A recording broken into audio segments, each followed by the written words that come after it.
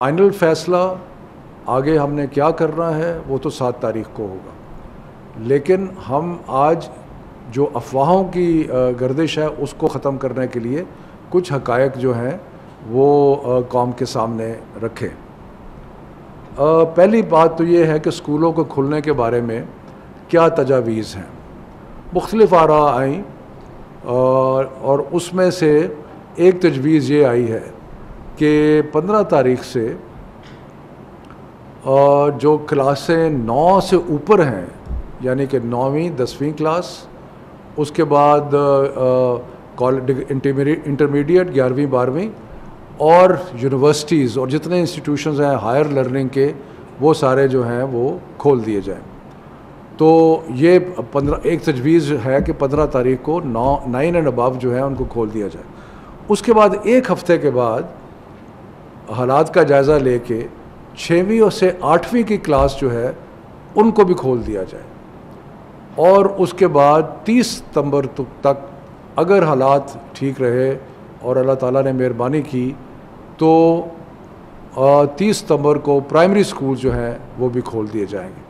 یعنی کہ 15 دن کے عرصے میں ایک سٹیگرڈ انداز سے جو اسکولز ہیں اور جو ہائر ایجوکیشن کے انسٹیٹیوشنز ہیں ان کو بتدریج جو ہے وہ کھولا جائے گا۔ یہ ایک تجویز ہے، اور اس تجویز پہ ڈسکشن ہوگی 7 تاریخ کو، اور اس پہ فائنل فیصلہ جو ہے وہ 7 تاریخ کو ہوگا۔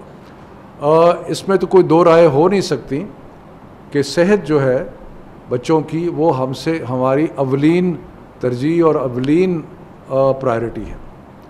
ہم کوئی بھی ایسا چانس نہیں لینا چاہتے جس سے بچوں کی صحت جو ہے اس پہ کوئی خدا نخواستہ اثر پڑے، لیکن حالات اچھے ہیں، اللہ تعالیٰ نے مہربانی کی ہے۔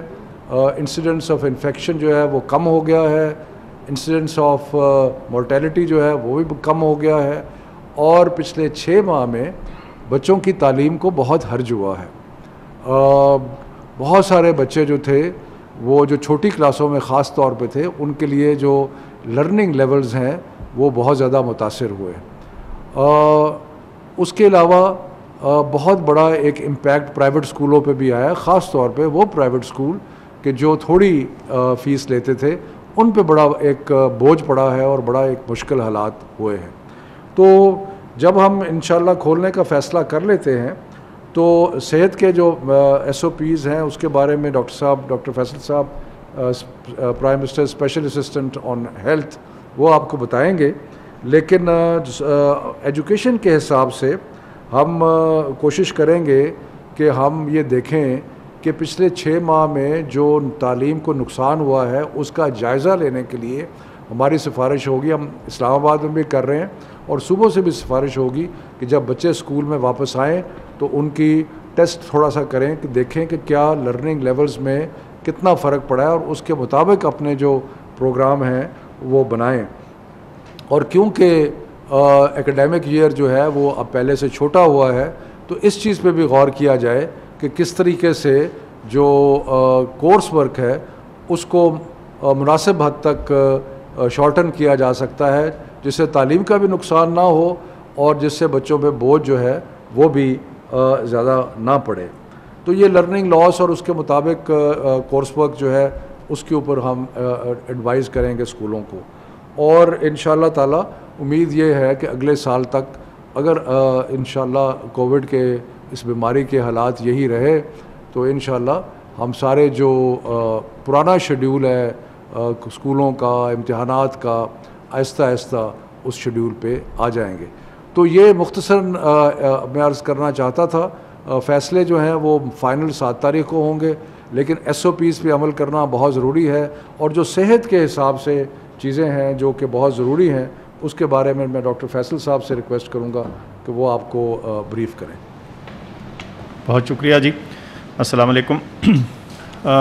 میری کوشش بھی ہوگی کہ آپ کو تھوڑا سا بیک گراؤنڈ بتا دوں کہ ہم کہاں ہیں، اور یہ جو فیصلہ ایک اصولی فیصلہ ہے کہ 15 ستمبر کے لگ بھگ ہم بتدریج اداروں کو کھولیں، تو اس کے پیچھے کیا منطق کار فرما ہے اور اس سوچ تک اور اس پلان تک ہم کیسے پہنچے ہیں۔ سب سے پہلے تو یہ کہ ہم کہاں کھڑے ہیں۔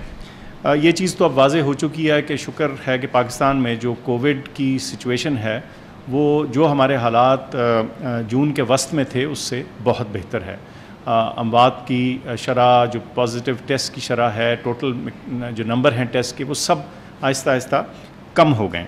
تو یہ تو سچویشن اچھی ہے، لیکن اس میں کوئی شک نہیں کہ یہ بیماری جو ہے یہ ابھی ختم نہیں ہوئی. یہ موجود ہے، ہمارے ملک میں بھی موجود ہے اور دنیا بھر میں بھی ہے، اور کسی بد احتیاطی کی وجہ سے یہ بھڑک بھی سکتی ہے. تو یہ تو ہے ہماری موجودہ سچویشن. اب مارچ کے وسط میں چلتے ہیں جب یہ فیصلہ ہوا کہ یہ تعلیمی ادارے جو ہیں ان کو بند کیا جائے. میں سمجھتا ہوں کہ بیماری کے پھیلاؤ کو روکنے کے لیے جو میرے خیال سے جو اہم ترین فیصلہ شاید تھا وہ ان اداروں کو بند کرنا تھا. اس کی وجہ یہ ہے کہ ہمارے تعلیمی اداروں میں تقریباً 50 ملین 5 کروڑ بچے اور نوجوان پڑھتے ہیں.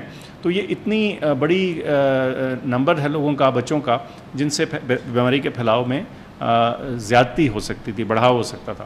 تو یہ ایک بہت اہم فیصلہ تھا اور اس وقت میرے خیال سے اس کا خاطر خواہ اثر بھی ہوا ہے. اور آج ہم جس سچویشن میں ہیں اس میں اس فیصلے کا بھی ضرور دخل شامل ہے. اب مسئلہ یہ ہے کہ ہم ایک حد تک ہی یا ایک لمٹ تک ہی ان اسکولوں کو اور اداروں کو بند رکھ سکتے ہیں. ہماری آئندہ آنے والی نسل نے پڑھنا بھی ہے، تعلیم یافتہ بھی ہونا ہے، سکلز بھی اختیار کرنی ہیں، بچوں نے ایک دوسرے کے ساتھ انٹریکٹ کر کے دیگر سوشل سکلز بھی حاصل کرنی. تو کسی نہ کسی پوائنٹ پہ اسکولوں کا کھولنا اور کالجوں کا کھولنا، تدریسی اداروں کا دوبارہ سے اپنا کام شروع کرنا ناگزیر تھا. اس وقت کیوں؟ شفقت صاحب نے ذکر کیا کچھ ڈیمیج ایسی آ جاتی ہے بچے کی تعلیم میں اور ایون سسٹم میں جس کو واپس کرنا شاید ناممکن ہو جائے. لیکن یہ سوچ ہم کر ہی نہیں سکتے تھے اگر ہمارے جو بیماری کے حالات ہیں وہ وہاں نہ ہوتے جہاں کہ ہم آج کھڑے ہیں. جیسے میں نے ذکر کیا کہ ہماری بیماری کی شرح جو ہے وہ ملک بھر میں کافی بہتر سچویشن میں ہے. لیکن معاملہ یہ ہے کہ جب یہ 5 کروڑ بچے دوبارہ سے اپنے اداروں میں جانا شروع کریں گے تو ایک رسک ڈیفینیٹلی کریٹ ہوگا. اس رسک کو ہم نے کیسے مینیج کرنا ہے اور اس رسک کو کیسے کم کرنا ہے، اس خطرے کو کیسے کنٹرول کرنا ہے، اس کے کچھ جسے کہتے ہیں کی ایلیمنٹس ہیں جس پہ عمل کرنا بڑا ضروری ہے.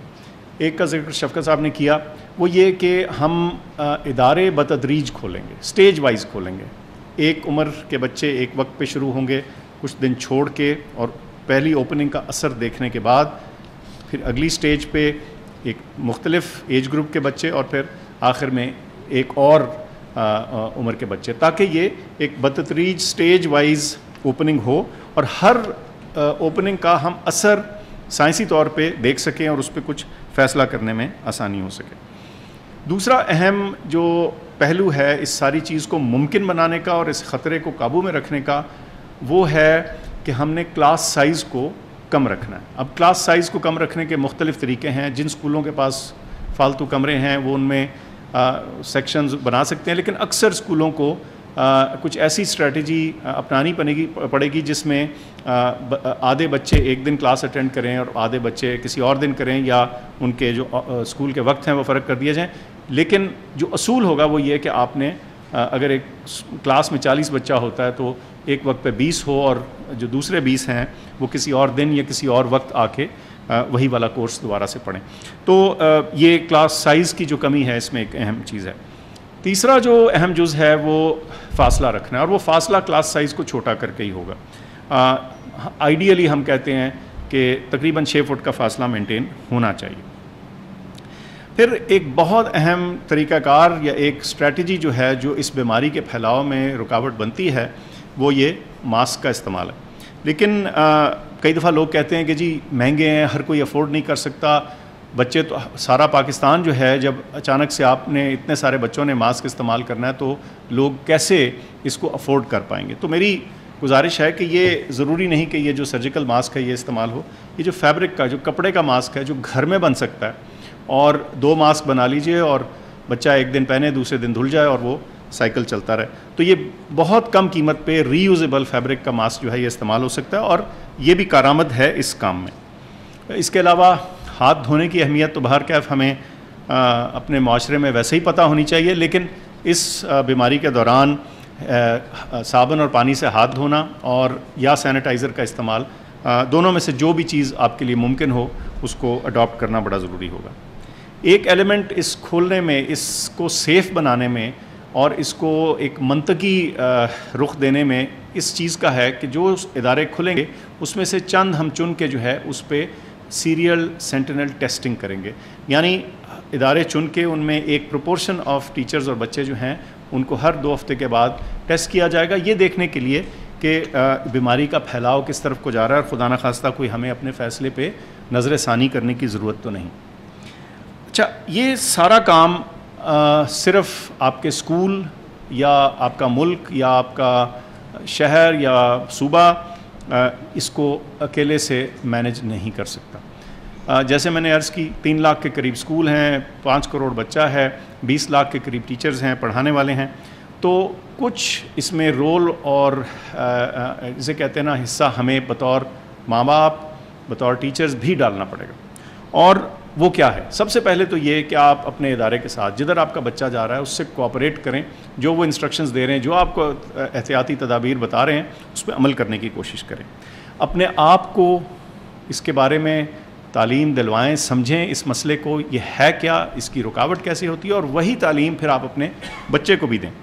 ان کو ہدایت کیجئے کہ ماسک کا استعمال ضرور کیجئے، کیونکہ یہ اس بیماری کے پھیلاؤ میں ایک بہت اہم رکاوٹ ثابت ہوتا ہے۔ فاصلہ رکھنا سکھائیے، اور 2 اور چھوٹی چھوٹی احتیاطی تدابیر ہیں جن کا میں ذکر کر دوں۔ خاص طور پہ جو بچے اگر ان کو کوئی ایسی بیماری ہے جس میں ان کی قوت مدافعت کم ہے یا وہ بیمار ہیں تو ان کو اس پہلے مرحلے میں اسکول نہ بھیجیے۔ اس کے علاوہ جن گھروں میں بزرگ موجود ہیں، جب بچے گھر میں آتے ہیں تو اس میں بھی تھوڑی سی احتیاط رکھیے کہ جو خاص طور پہ بیمار یا نحیف ہمارے بزرگ ہیں ان سے تھوڑا سا فاصلہ رکھا جائے ان بچوں کا۔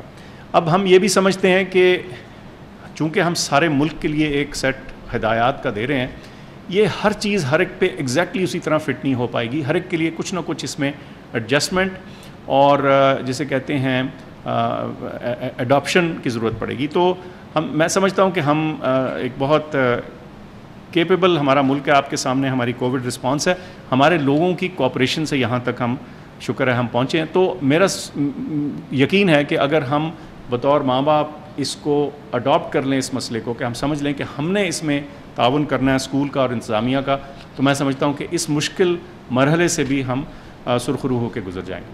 بہت شکریہ۔